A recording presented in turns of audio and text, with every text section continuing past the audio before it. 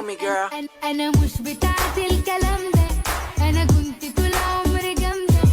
أنا مش بتاعت الكلام ده. أنا كنت طول عمري جامدة. Sing it for me girl. مغربية.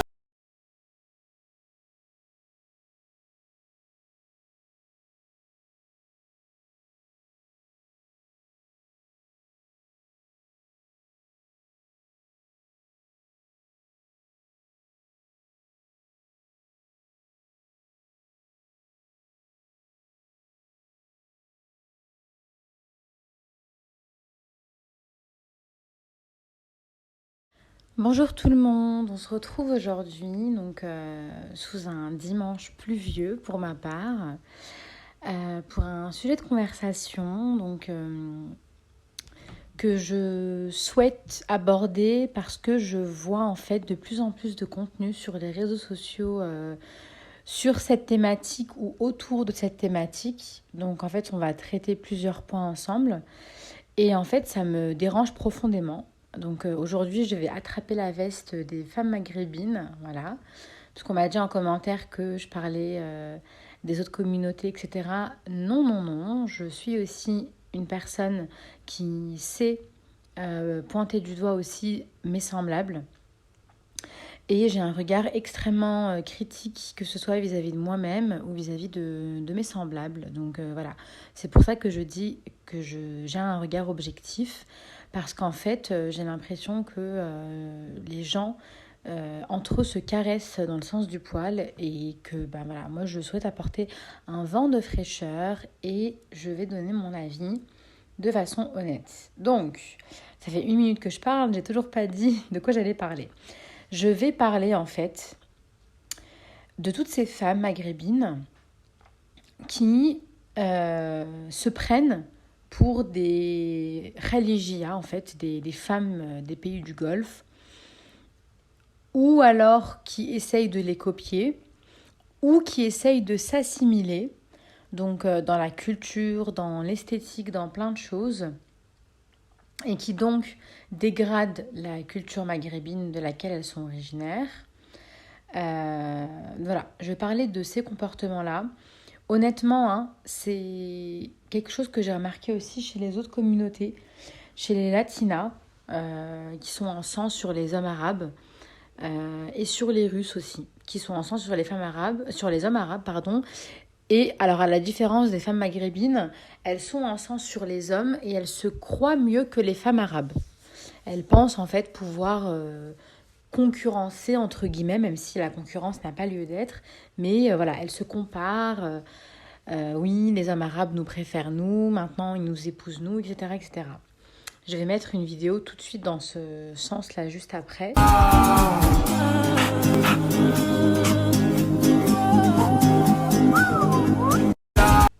Donc là, on voit bien en fait que cette jeune femme, donc elle fait sa vidéo. Bon, je pense que c'est de l'humour quand même, mais pour moi, voilà, derrière l'humour, il y a toujours une forme de vérité.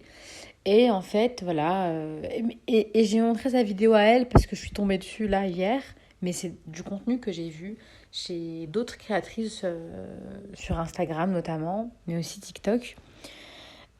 Où en fait elles sont là, elles se pensent mieux que les femmes arabes, mieux que les Émiratis, les Qataris, les Saoudiennes. Et elles disent oui, maintenant les hommes arabes nous épousent aussi. Enfin voilà quoi, bref. Et je vais pas trop rentrer dans le sujet, c'est un autre sujet.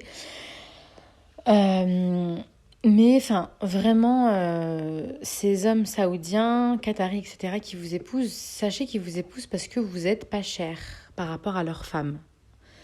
Que dans leur culture, ils se marient entre eux, que le mariage entre cousins, cousines est encore très très répandu et très normalisé. Pour information, hein, les Saoudiens, je crois qu'ils doivent avoir, je sais plus si c'est 25 ans ou 30 ans, ils doivent avoir plus de 25 ans ou plus de 30 ans pour pouvoir épouser une femme étrangère et ils doivent payer très très très cher. Ou alors je crois qu'ils doivent être divorcés au moins une fois pour pouvoir épouser une femme étrangère. Mais souvent, en fait, sachez que ces mariages-là, c'est des mariages qui ne sont pas déclarés. En fait, c'est des mariages, ils font juste le halal, voilà, la fetha. Ils font juste le nikah et le mariage n'est pas déclaré à l'État. Donc en fait, ce sont des épouses qui n'ont pas de statut officiel. Et je vais revenir dessus un peu plus tard, mais en fait, ce sont des femmes qui sont vues comme la femme avec qui on passe du bon temps. Soit en attendant d'épouser sa cousine que leur famille leur aura présentée, soit en tant que seconde épouse parce qu'avec leur première femme, ça se passe pas très bien. Première femme qui a tout, qui a la maison, qui a la voiture, qui a le statut, qui a l'argent, qui a absolument tout. Donc sachez que pour eux, vous êtes en fait des jouets, vous êtes des passe-temps et ils vont vous faire perdre quelques années de votre vie, vous en tirerez peut-être un ou deux mioches et ensuite, quand vous aurez pris un petit coup de vieux, ils passeront à la seconde. Voilà, c'est comme ça que ça se passe en général. Euh, Voilà, donc faut pas être naïve et il faut arrêter de croire que vous valez mieux que leur femme et surtout il faut arrêter de croire que vous êtes des privilégiés ou alors que le mariage avec ces hommes-là est accessible et naturel parce que pour eux en fait c'est un mariage, c'est histoire de pas être dans le haram mais encore hein, il y en a ils vont jamais vous épouser, hein, il y en a ils vont juste passer le temps avec vous et ils vont jamais vous épouser, ils vont peut-être vous demander en mariage mais ça s'arrêtera là. Bref, revenons à nos moutons. Alors, pourquoi est-ce que je me permets de parler de ces gens-là, donc des gens du Golfe, en arabe on les appelle Khalijia, parce que déjà en fait je les connais un petit peu. Je prétends pas les connaître très très bien, mais je les connais un petit peu. J'ai beaucoup travaillé avec eux, beaucoup de mes clients bon je vais pas trop en dire, mais dans le cadre de mon activité professionnelle, beaucoup de mes clients sont des gens du pays des Golfes. Du Golfe, pardon. J'ai beaucoup de Saoudiens, j'avais beaucoup de Koweïtiens, Qataris, Émirats Arabes Unis aussi. Oman, beaucoup moins. Non, Oman, non, pas trop. Voilà. Surtout, on va dire mon top 3 c'est Saoudiens, Qataris, Émiratis, et puis après Koweïtiens. Mais les Koweïtiens, c'est encore différent. Les Koweïtiens, ils sont beaucoup plus discrets. Aussi, dans le cadre de mes études, j'ai eu des professeurs qui venaient en fait. J'ai une prof à moi qui était koweïtienne, un amour de femme. Et voilà, donc c'est des gens que je connais, avec qui j'ai travaillé un bon bout de temps. Je connais un petit peu leur culture aussi. Donc voilà, je sais un petit peu comment ça fonctionne chez eux. C'est pour ça que je me permets d'en parler et j'en parle aussi pour mettre le doigt en fait sur des comportements qui pour moi sont vraiment pathétiques. Faut arrêter en fait. Les maghrébines là, faut arrêter. Genre il faut arrêter, vous faites pitié. Il faut arrêter déjà de vous comparer aux femmes koweïtiennes, pardon, aux femmes... j'ai un trou de mémoire. Aux femmes khalijiyya, il faut arrêter de vous comparer à elles. Et il faut arrêter d'essayer de vous assimiler à elles. Moi, j'ai même vu des créatrices de contenu sur TikTok et sur Instagram dire que elles étaient khalijiyya, alors qu'en fait, quand tu vas sur leur profil, c'est des grosses French arabiques, là. C'est des Marocaines, c'est des Algériennes. Pour info, j'ai vu beaucoup plus de Marocaines et d'Algériennes, plus de Marocaines encore que d'Algériennes, mais beaucoup de Marocaines faire ça, les Tunisiennes pas tellement, égyptiennes, etc. Non, franchement pas tellement, c'est vraiment les Marocaines beaucoup, et un petit peu les Algériennes aussi. Mais franchement, il faut arrêter de vous comparer à eux en fait. On a des cultures qui sont très différentes, alors certes on est musulmans, on vient du monde arabo-musulman, etc. Mais on est fondamentalement différents. On a une culture amazigh, berbère pour ceux qui ne comprennent pas. On a une histoire qui est différente de la leur et on est différents en fait, on est fondamentalement différents. On a des similitudes évidemment, mais on est différents et je vous promets qu'ils ne vous considèrent pas. Alors, c'est pas des personnes mauvaises honnêtement hein, pour avoir travaillé avec eux, c'est des gens très généreux, très très très généreux et certains sont d'une grande gentillesse. C'est des gens très respectueux. Je trouve que nous, les Maghrébins, on est beaucoup plus rentre-dedans quand même, faut le dire. Ils sont très respectueux, ils vont jamais faire un scandale, je ne vais jamais les voir crier. Mais je vous promets qu'ils sont très méprisants envers les étrangers. Et pour eux, les Maghrébins, c'est des Arabes de seconde classe, quoi. Pour eux, on est des citoyens de seconde classe.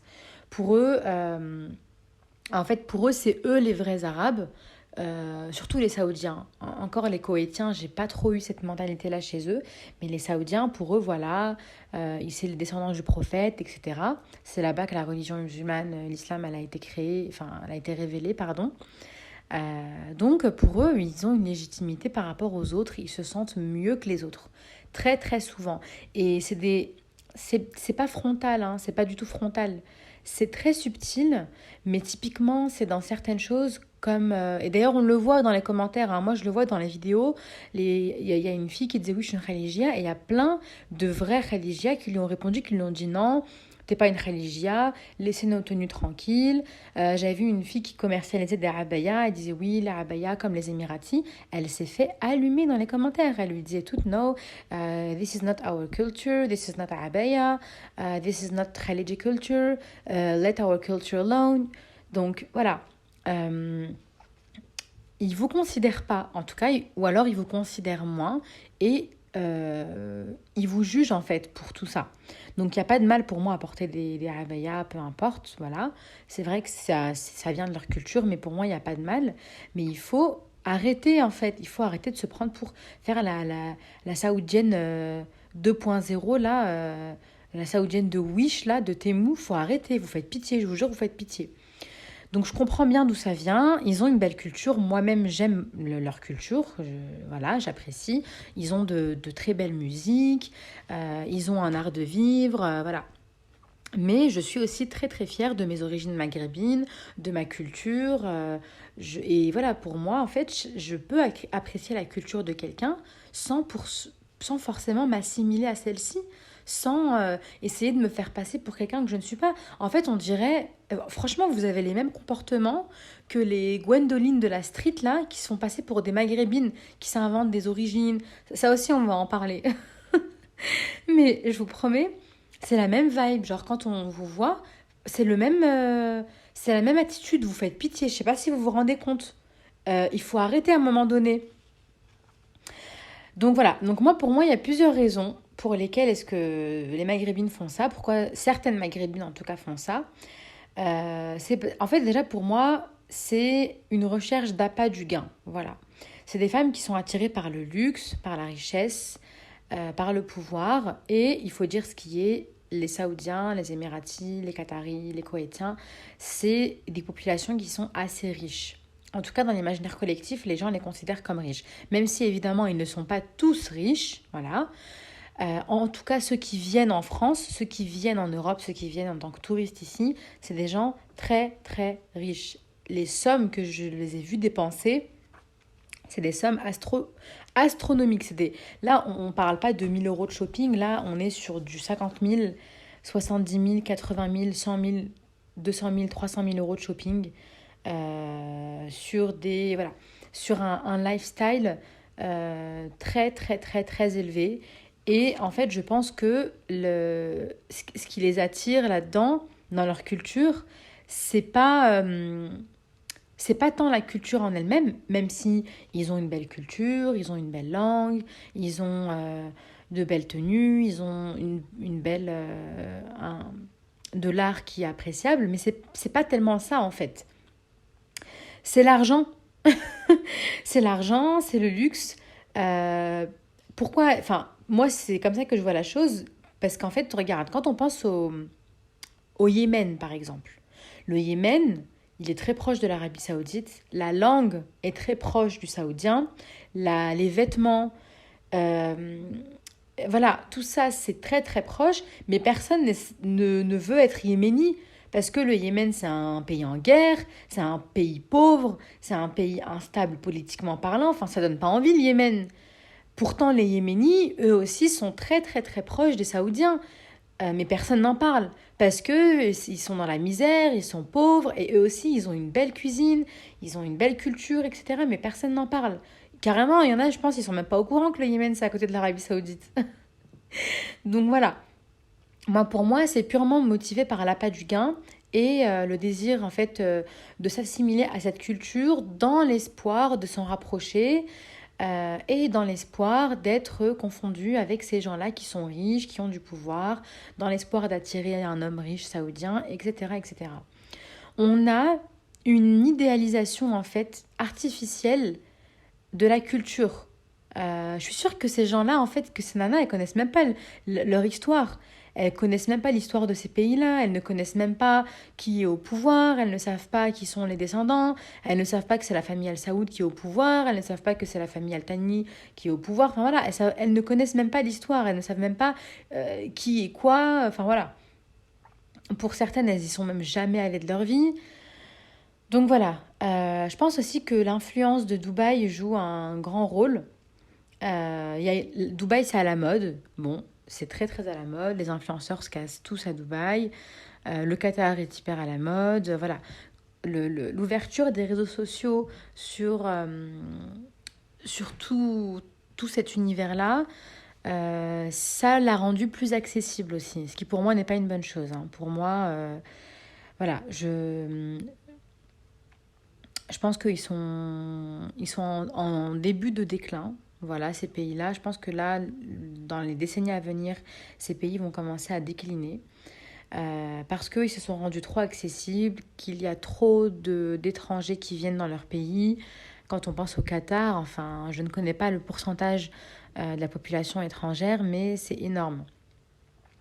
Quand on pense au Qatar ou à l'Arabie Saoudite, il y a encore quelques années, l'Arabie Saoudite, pas plus tard qu'il y a 2-3 ans en arrière, pour un étranger, c'était impossible d'être propriétaire. Quand tu voulais ouvrir une entreprise, il fallait avoir je crois que ça s'appelle un wali, un promoteur. Non, je me trompe, c'est pas un wali. Il fallait en tout cas connaître un local qui possédait 50%. Et c'est comme ça qu'ils ont protégé leur pays des étrangers, qu'ils ont protégé leur pays de l'impérialisme occidental, qu'ils ont protégé leur culture. Là, tout ça, c'est en train de partir en fumée. Donc voilà, ce qui n'est pour moi pas forcément une très bonne chose. Donc voilà, on a vraiment donc dans le monde entier, donc que ce soit les latinas, les maghrébines, même les Russes. Et alors les Russes pour le coup je comprends même pas. Encore les maghrébines on peut dire bon voilà on parle aussi arabe, on a un héritage commun, on a une religion commune, voilà on a quand même des choses en commun voilà. Mais alors les Russes enfin qui je les vois qui sont à abaya, qui se prennent pour des saoudiennes, qui cherchent à épouser des saoudiens. Enfin, je comprends pas en fait, je sais pas. Pour moi, on marche un peu sur la tête, mais bon, bref. Second point, donc là, on a parlé un petit peu de l'influence des réseaux sociaux dans cette thématique-là, mais pour moi, le second point, c'est l'obsession du mariage. Ben là, je commençais à en parler. En fait, il y a vraiment le fantasme du riche khaliji, du riche homme khaliji, qu'il soit saoudien, émirati ou qatari, et une illusion en fait de vie, de princesse, de vie de luxe, de stabilité, sauf qu'en fait la réalité elle est très différente. Je vais vous mettre là des extraits de vidéos que j'ai trouvés sur TikTok d'une influenceuse, si on veut. Elle s'appelle Yasmine Halimi et en fait elle raconte son histoire. Bon, déjà je tiens à dire que c'est une jeune femme très touchante. Elle est maman célibataire et franchement je sens que c'est vraiment une femme bien. Mais qu'elle a fait des mauvais choix en étant très jeune. Elle s'est mariée à 18 ans avec un homme saoudien qui ne lui a pas donné de statut. Il a juste fait un halal avec elle. Il lui a imposé d'arrêter ses études. Et en fait, bon, elle a vécu la vie de princesse de ses 18 ans à ses 25-26 ans. Et ils ont eu un enfant ensemble. Il a commencé à la tromper, à la battre, à être violent avec elle. Elle s'est retrouvée sans rien. Elle n'avait pas de diplôme, pas une seule expérience professionnelle, rien du tout. Et à ce jour, elle a 31 ans. Elle s'est remariée, elle a redivorcé. Et elle parle encore de son ex et de sa vie qu'elle vivait à sa début de vingtaine.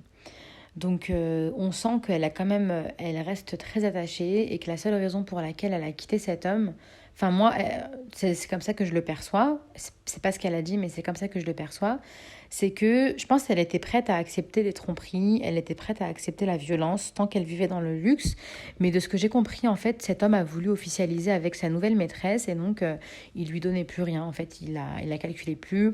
Elle disait que sur la fin de leur mariage, il ne voulait plus qu'elle l'appelle. Il lui disait on communique par mail, donc voilà. Donc je pense que Et pourtant, c'est une belle femme, hein. Pourtant, c'est une poupée, machallah. Elle est très très belle. Je crois qu'elle est... Je sais plus si elle est marocaine ou algérienne. Je crois qu'elle est marocaine. Il me semble qu'elle est marocaine. Elle a une petite fille super belle. Elle-même, c'est une poupée. Elle est très très belle. Elle a vraiment un visage de poupée. Mais en fait, franchement, elle fait de la peine. Je trouve qu'elle fait vraiment de la peine. Je la trouve pathétique. Ça me fait vraiment de la peine pour elle. Ça fait plus de 5 ans qu'elle est divorcée et elle parle encore de son ex saoudien, ex qui l'a malmenée, qui l'a humiliée, qui lui a fait la misère. Elle parle encore de sa vie avec lui, des cadeaux qu'il lui a fait. Enfin, il s'agirait de passer à autre chose. Je comprends pas. Donc bon, elle donne quand même des conseils très avisés aux jeunes femmes. Elle leur dit de ne pas faire les erreurs qu'elle a pu faire par le passé, de ne pas abandonner ses études, de ne pas épouser d'hommes sans avoir de statut légal. Donc voilà. D'assurer ses arrières. Donc voilà, je vais vous mettre un extrait de sa vidéo et puis comme ça, vous verrez. عليك نغير نغير يا ليلا اليوم جيت انا نديك يا ليلا درت النية ونويت الخير يا ليلا وهاي هاي هاي هاي هاي هاي هاي هاي هاي هاي وهاي هاي هاي هاي هاي هاي هاي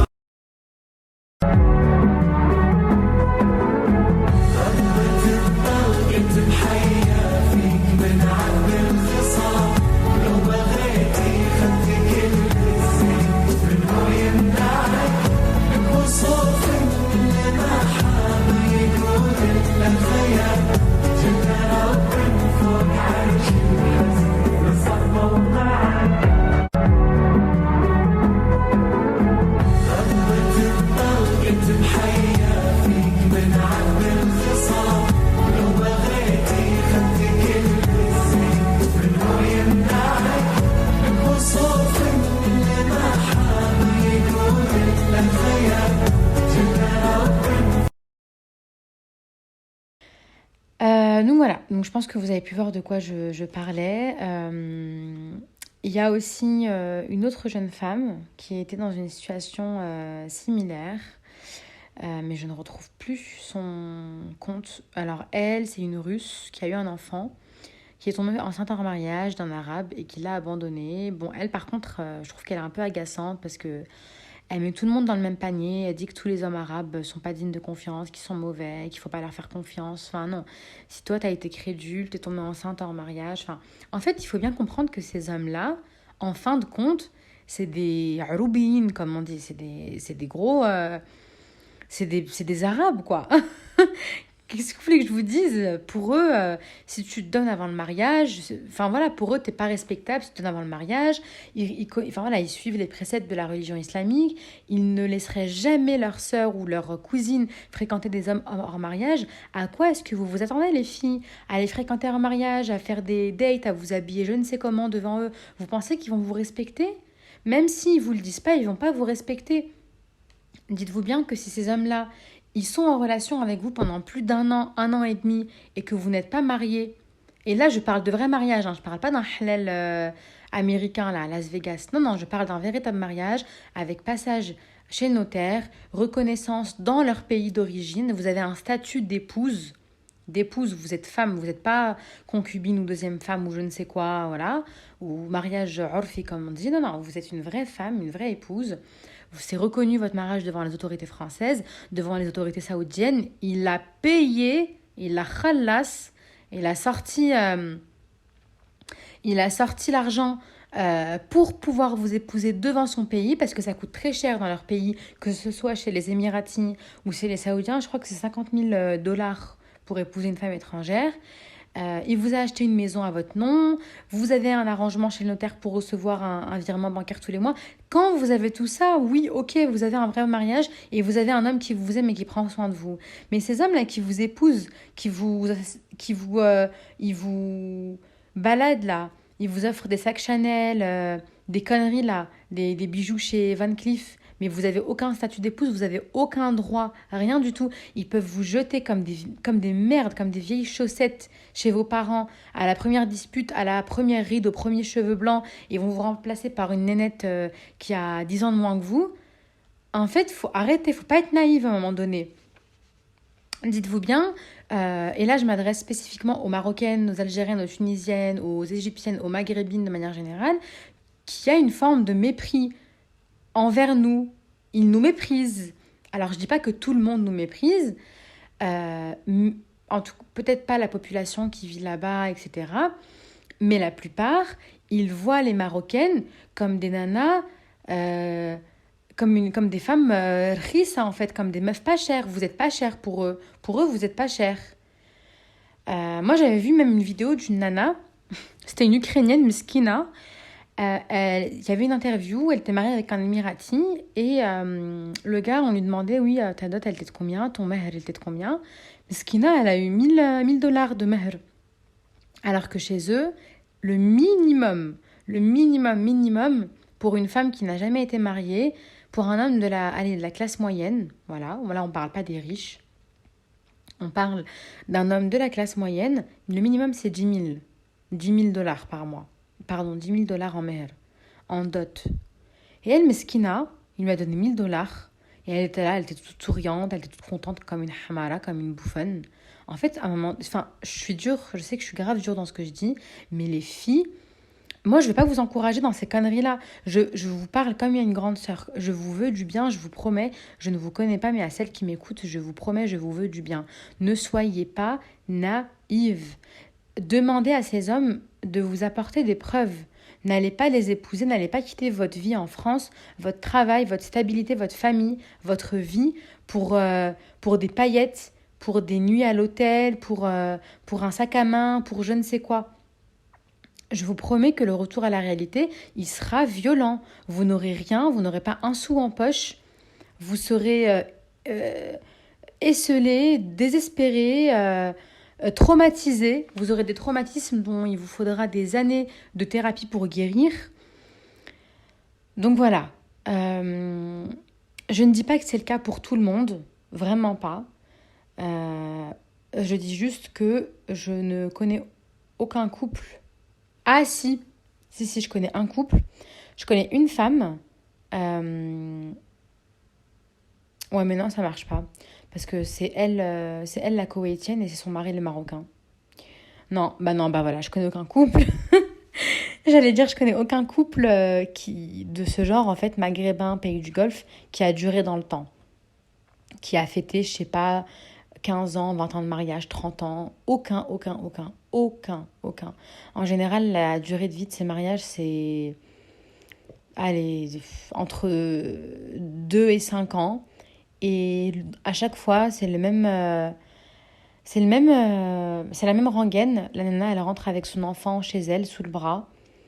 Et avec ses vestiges de sa vie passée, ses petits bijoux, ses petits sacs à main, ses petits trucs. Et puis Meskina, elle reprend sa vie de merde dans son pays d'origine et elle essaye de s'en sortir. Et puis elle essaye comme ça de se retrouver un autre mec riche pour essayer de retrouver un confort de vie similaire. Sauf qu'entre-temps, elle a pris 5 kilos, 10 kilos en plus. Elle a pris 15 ans dans la tête. Et puis elle n'y arrive pas. Et puis elle se remarie, elle redivorce. Et voilà. Elle n'accepte pas d'épouser un homme aux moyens plus modestes parce qu'elle a goûté au luxe, elle a goûté à la richesse. Et elle pense pouvoir retrouver ça facilement, sauf qu'en fait, voilà. Et ces hommes-là, soit ils ont une autre épouse avec qui ils passent toute leur vie, avec qui ils font leurs enfants, etc. Soit ils épousent une autre femme derrière, enfin voilà quoi. Enfin, voilà, D'ailleurs, la preuve, vous voyez bien, ces femmes Khalijia, elles épousent que des hommes de chez elles n'épousent pas des hommes d'autres origines, parce que eux, ils les traitent bien en fait. Ils sont bons avec elles. Donc voilà, soyez fiers de votre culture les filles, je vous promets, on a trop une belle culture.